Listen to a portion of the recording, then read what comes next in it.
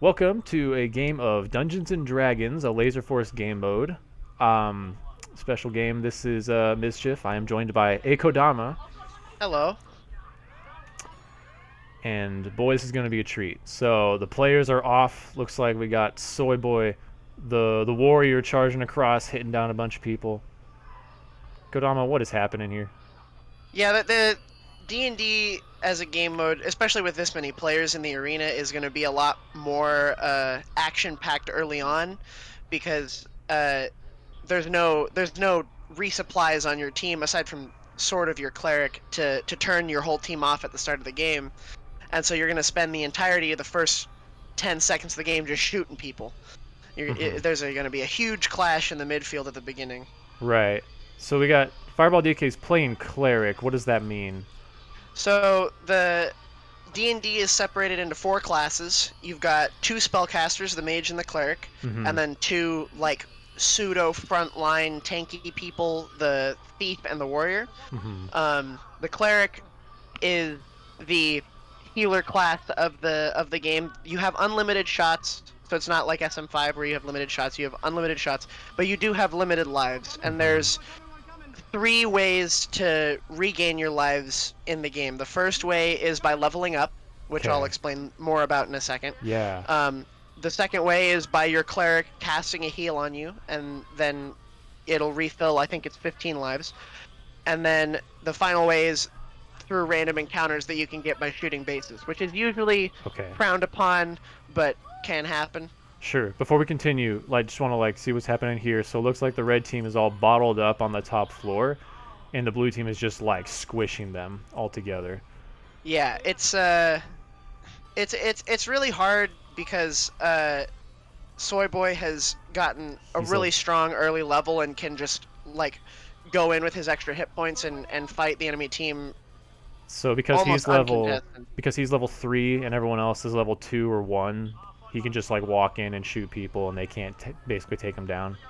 Yeah, so the Oh, merit level to being a 4. warrior is that you get more hit points as you level up at a alarming rate. And so I believe it's every other level starting at 2, you get an extra hit point. So if you level up first as a warrior, you're at a severe advantage to the rest of the game, because everybody else has to shoot you twice and you only have to shoot them once. So you just kind of walk in uncontested. And Soy Boy has actually hit level 4 now, so he's got 3 hit points, if I'm not mistaken. Yeah. And it seems like something where he's just going to snowball because he's now more powerful, so he's probably going to keep gaining more levels quicker than everybody else.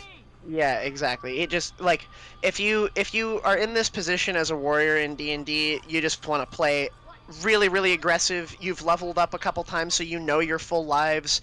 You also have the advantage of having potions. The warrior, and this is unique to the warrior class, you starting at level 1, and then every other level, so 3, 5, 7, and so on, you get a potion that you can pop once, and it will pay back you, so it'll turn your lights back on if you're off, and it'll refill all of your lives. Okay. And so what I know Soy Boy likes to do is, as an aggressive warrior, he will charge forward really, really early, walk behind you, and then pay back and not care about how many lives he's getting back for it, just to get early points and try to level up fast. All right. So looks like blue team is just off to a severe lead. Yeah. They got level 5 warrior, a bunch of level 3s.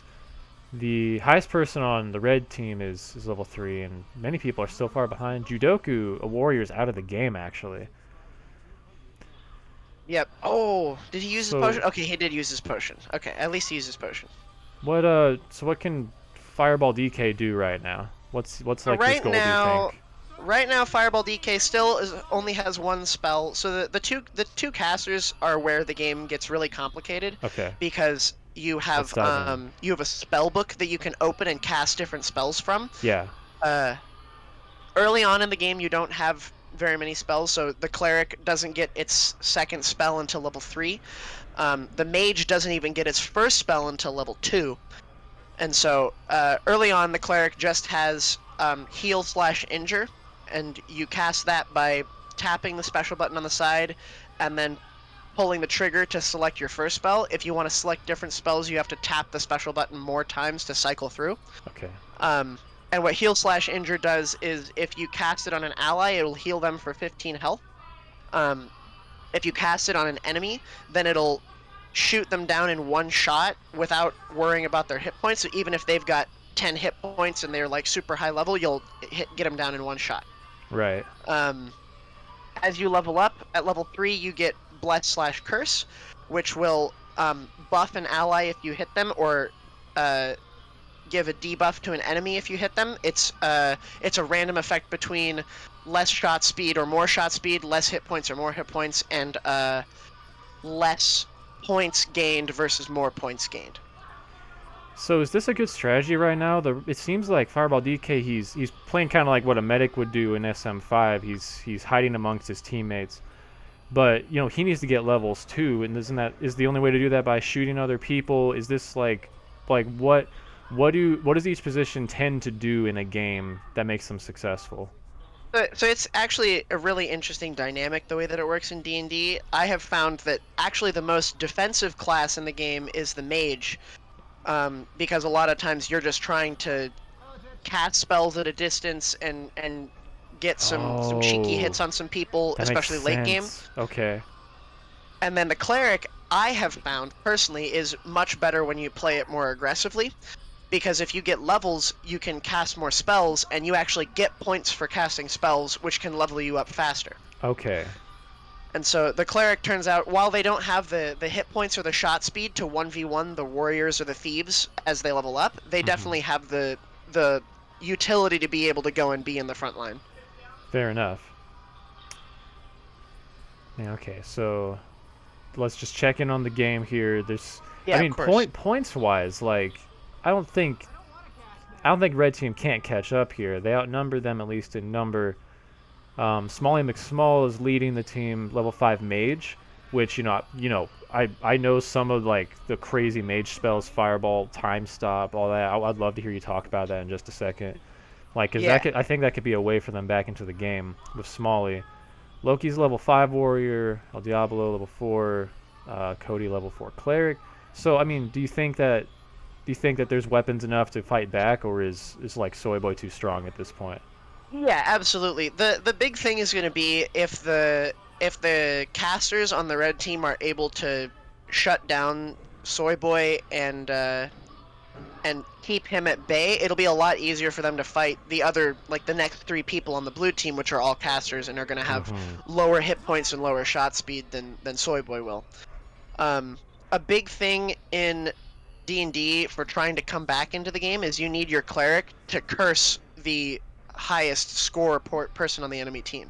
And so if you're playing cleric and you know that you're losing, what you want to do is you want to just, every time your curse is off cooldown, which I think is 30 seconds or 45 seconds, one of the two.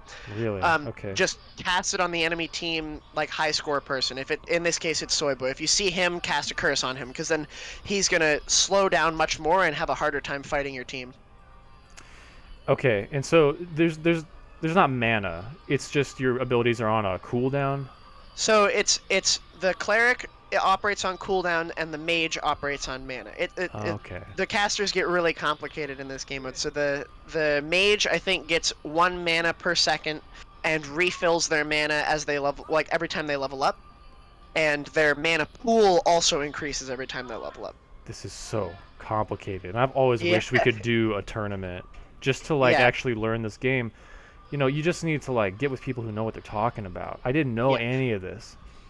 I knew some of it, but the mistake that they made this game is that they put all of the Chula Vista players on the blue team, and they all know used the to game. play a ton of D&D, so we know how the dynamic works. Man, yeah, I'm scared of those level 7 clerics and level 6 mages. Okay, just to check in on DK, he's kind of floating the bottom floor here. It seems like blue team's swarming around. I don't think there's any team strategy going on here, to be honest. I think everybody's everywhere running for their lives. Yeah. Soy Boy and Sleep for the Week are just mowing people down. They got to 5-digit scores. Yeah, so Sleep for the Weak has hit the point in the game where the Cleric really starts to take off. This is the reason why I think Cleric is arguably the strongest position in the game, is because once you reach this point where you've got 4 spells to cast, you get 100. I think it's 100. You get 100 points every time you cast one of those spells. You just get 3 points, like coming out of you super fast. Sure. And so if the game had continued to play on, like I know that there's a 30-minute D&D format. If the game had continued to play on, then Sleep for the Weak would have just gotten up to maybe like 20k points just from casting spells every time they're up, and you just kind of milk all the points super easy. Holy cow! Would you be willing to do something kind of crazy? Can we just Yeah, go? sure. Can we just go back to the beginning and keep and play this over again and analyze Yeah, it? of Because course, I want to of hear course. about the mage. Yeah, I- for sure. I can go over all the spells. Cool. All right. There was a game once I played a long time ago. I think it was when St. George first came out and showed our site SM5, like actual competitive SM5, and we got kind of incorporated into the whole scene. I just remember this chaotic game where their warriors were like running around murdering us, and the wizard cast time stop, and so like I couldn't do anything for like it felt like 2 or 3 minutes. I think it was just 1 minute, but Yeah. like that's what you were talking about with this game just being completely broken, and unbalanced. Like so what? the mage, Holy cow! What is the mage? the mage does have really strong spells later on in the game. Well, I guess mainly it's time stop. Time stop is the big one, but that's their last spell that they get. So the mage gets all their spells on even levels, whereas the cleric gets them on odds. Yeah. So the mage gets his first spell at level 2, where he gets magic missile, and magic missile is basically you load the spell, and the first shot you fire is going to do extra damage, and any overflow damage that it does will also bleed into your life total. Okay. And more importantly is that magic missile scales on your level, not just like from unlocking it at level 2. And so as you level up, once you hit level 9, level 10, your magic missile does, I think, like 8 points of damage, and all of the overflow damage goes into your life. Okay. And it's insane. The next spell that they get is at level 4, is they get shield, which you activate it, and I think it gives you 5 extra hit points for 30 seconds. But if you lose them, then they go away forever. It doesn't regenerate. Next is Fireball at level 7, and Fireball is a really interesting spell because the way that it works is you just have to target people, and it'll select them as targets of the Fireball. And if you scan across multiple targets, it'll distribute, when you pull the trigger, it'll distribute 15 damage among all the targets. Wow. And so you would expect this spell to be used as kind of like a way to shoot a bunch of people at once, or to turn off a bunch of people in one fell swoop. But it actually turns out that it's much more effective to use it on just one person and to drain 10 of their lives, because much like Magic Missile, all of the overflow damage goes into your health total. Oh my gosh. Okay. And so otherwise it would be spread out. If you yeah. And didn't I thought I read you had to missile lock people, but you just target them? So the reason people say that is because it sounds like a missile lock. So it's actually kind of unsatisfying, because when you pull the trigger, it gives you the whoosh sound like you've missed a missile, but it actually just like empties all of the damage. Oh. And so one of the cheese strategies that our resident mage player Dill at Atlantis would do is he would load a fireball and hide in a corner and let his mana refill so that he could have full mana again, and he would count to, I think it takes 15 mana, so he would count to 15 or 20 or whatever it was. Yeah. And then he would turn the corner, fireball somebody, and while they were down, load another fireball and fireball them again, and immediately kill them out of the game. That's amazing. Holy cow. It was very disgusting. Okay. And then the final one is the time one, right?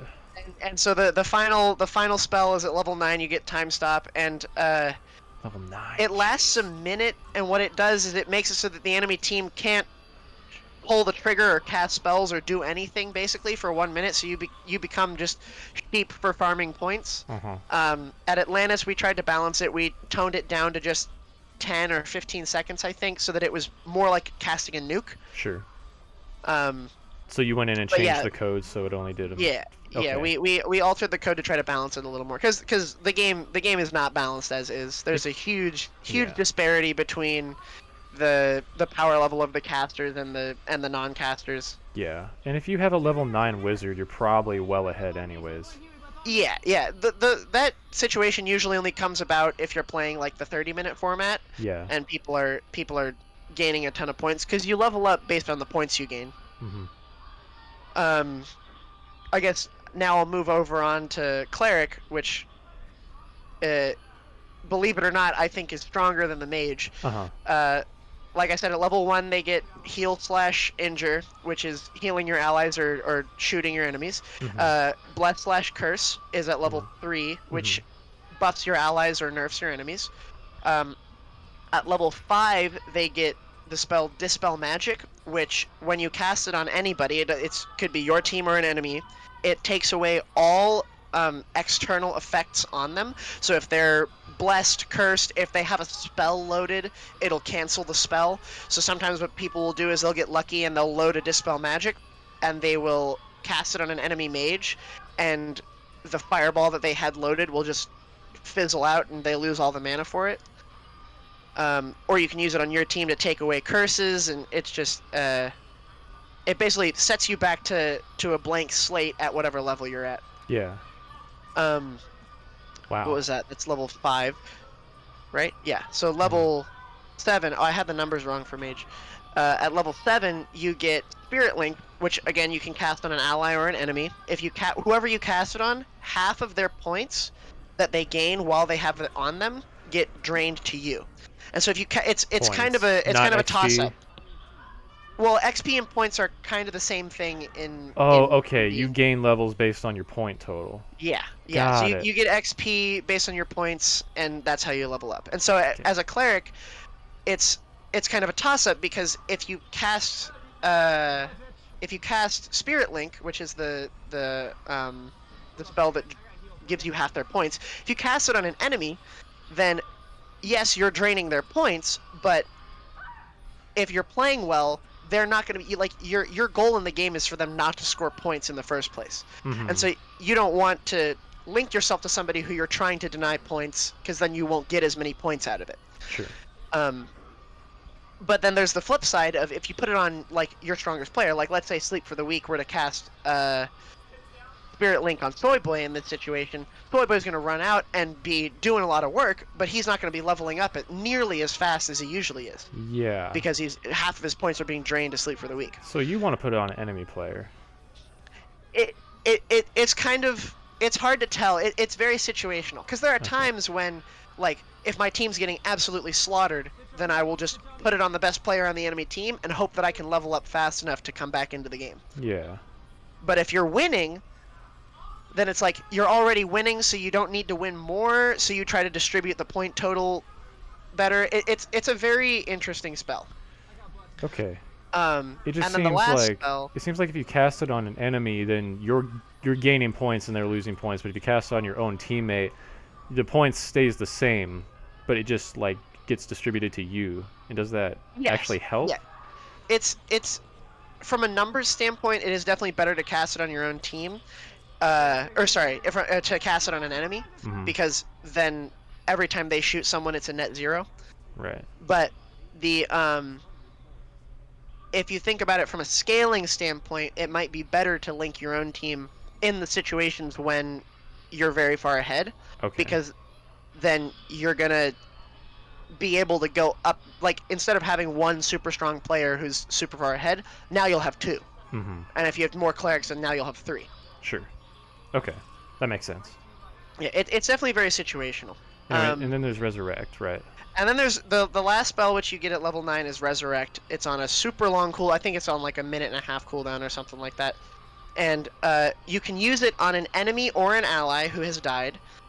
There's a 30-second grace period after you lose all your lives where you can be resurrected.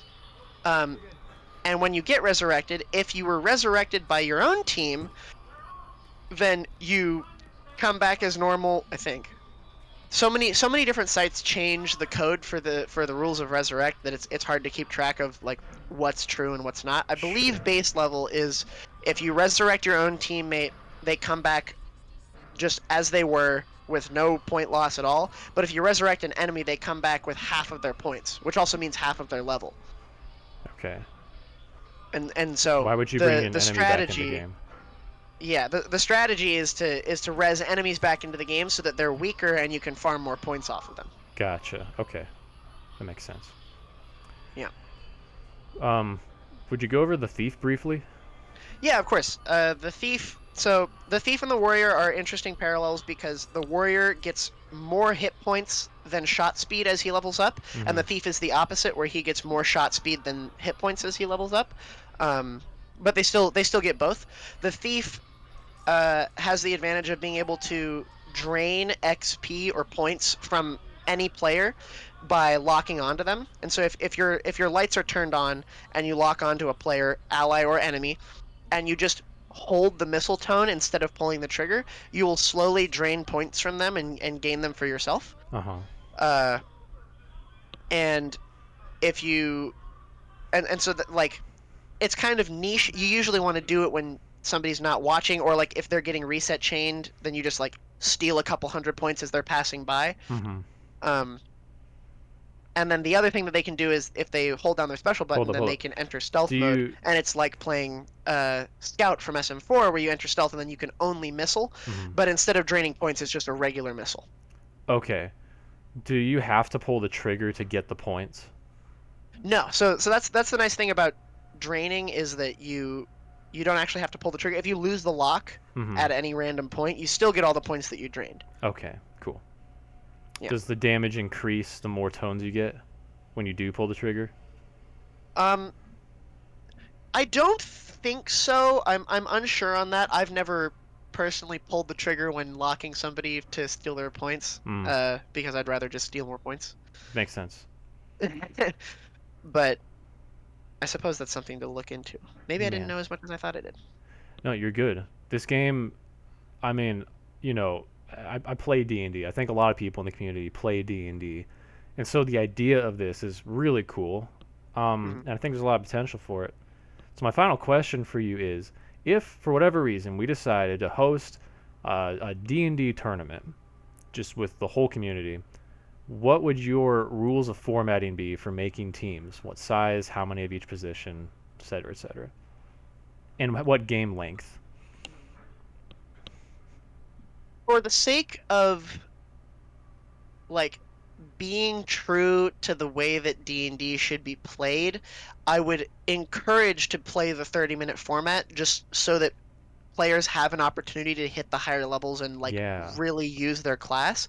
But the problem is that then you're playing 30-minute games in a tournament, and elims don't happen nearly as often in D&D as they do in Space Marines, because every time you level up, you're getting your lives back.